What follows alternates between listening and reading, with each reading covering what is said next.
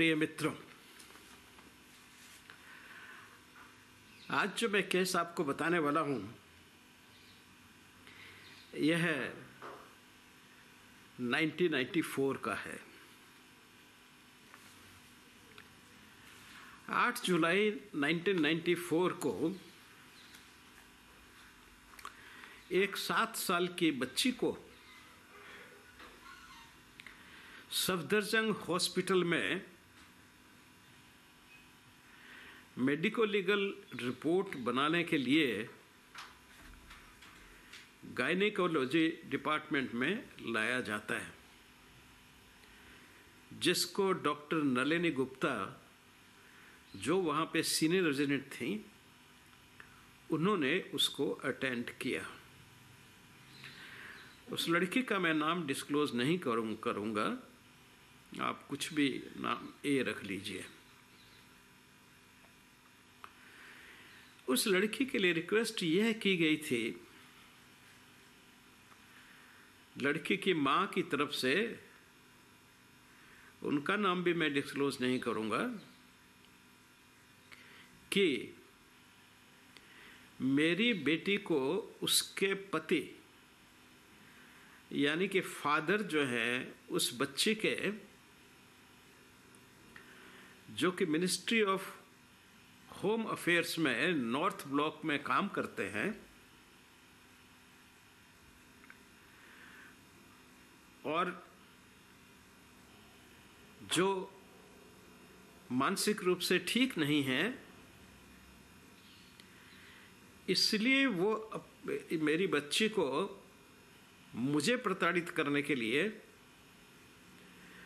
उसको घर पर भी सेक्सुअली असॉल्ट करते हैं, और साथ में ही वो अपने ऑफिस में भी ले जाते हैं, और ऑफिस में ले जाने के बाद वह उसकी बेटी को अपने साथ लेकर के और फिर 2-3 लोगों को और 2-1 औरतों को साथ लेकर के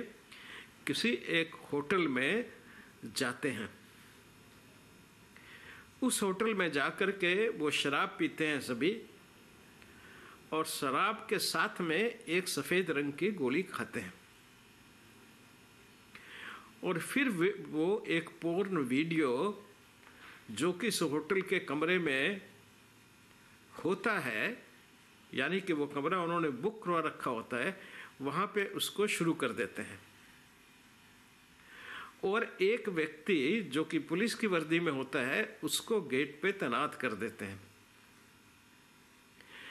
वह फर्दर बताती है कि वह पुलिस का आदमी वो था जो उनको नीचे से ऊपर लिफ्ट में ले जाता था,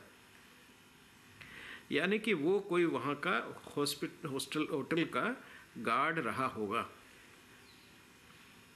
और फिर ये सब लोग नग्न होके जैसा जैसा उस फिल्म में चल रहा होता है उस तरह से करते हैं, और वो उसको भी, उसकी बेटी को यानी कि 7 साल की बेटी को भी ओरल सेक्स के लिए और बहुत सी दूसरी चीज़ों के लिए मजबूर करते हैं। और वो पिता के आक्रोशवश, क्योंकि वो पीटते भी हैं, डांटते भी हैं, वह सब वो करने लगती है जो उसके फादर कहते हैं। यह कहानी वो अपनी माँ को बताती है, और माँ डॉक्टर को बताती है, और डॉक्टर जब पूछती है उसको, तो वो बिल्कुल एकदम से जैसे एक रटी रटाई कहानी होती है उस तरह से बिना फुल स्टॉप कोमा के पूरा सुना देती है। डॉक्टर साहब बहुत उन्होंने एग्जामिनेशन किया। पहले तो थोड़ा गुस्से में उनको आना एक स्वाभाविक था एक लेडी के लिए जब वो इस तरह की कहानी कोई सुनेगा, लेकिन जब उन्होंने उसका मेडिकल एग्जामिनेशन किया और जब उससे कहानी पूछी और जिस तरह से उसने बयान की, उन्होंने उसके बाद उसको डिटेल में एग्जामिन किया। उन्होंने पाया कि उनके सारे सेक्सुअल ऑर्गन बिल्कुल इंटैक्ट हैं, हाइमन भी इंटैक्ट है, और कोई ऐसी पॉजिटिव फाइंडिंग नहीं है जो ये एलिगेशन जो लड़की का था कि वो मेरे फिंगर डालते हैं या ऑर्गन या ओरल भी सेक्स जिसको लोग कहते हैं वो सब करते हैं, तो वो सब की कोई एविडेंस उनको नहीं मिली थी। और उन्होंने ईमानदारी से बड़ा डिटेल्ड एग्जामिनेशन करके, जिसको यहाँ बताने की आवश्यकता नहीं है, वो करके उन्होंने अपना ओपिनियन दे दिया कि जो ये कहानी बता रही हैं उस कहानी से कोई भी मेल नहीं खाती है। और यह भी साथ में लिखा कि भाई इस तरह की कोई प्रोबेबिलिटी जो है उसकी कोई मेडिकल एविडेंस उसके गुप्तांगों पे जाहिर नहीं होती है। अब होता यह है ऐसे केसेस में कि कुछ एनजीओज जिनका काम ही ऐसे लोगों को सपोर्ट करना होता है जो इस तरह के एलिगेशन लेके आते हैं, तो इस तरह के एनजीओ का जो कि गूगल पे ट्रेसेबल है, गूगल पे डाला हुआ है,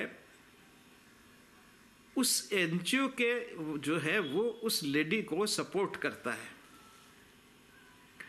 और वही एनजीओ उसको गाइड करता है कि आप इसमें कंप्लेंट केस बना करके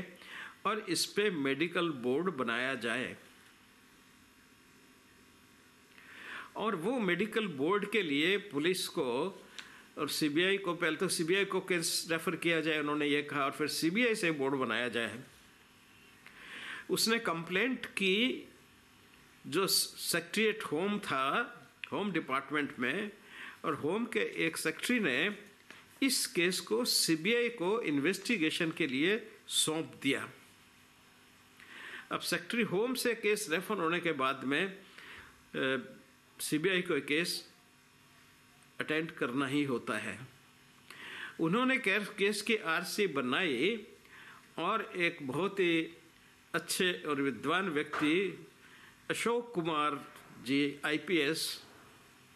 उनको यह केस रेफर कर दिया गया। वो उस वक्त सुपरिटेंडेंट ऑफ पुलिस थे सीबीआई के अंदर। उन्होंने स्वयं और अपने आगे एक और इंस्पेक्टर को साथ में, जिनका नाम एचएस रावत था, उनको ले लिया।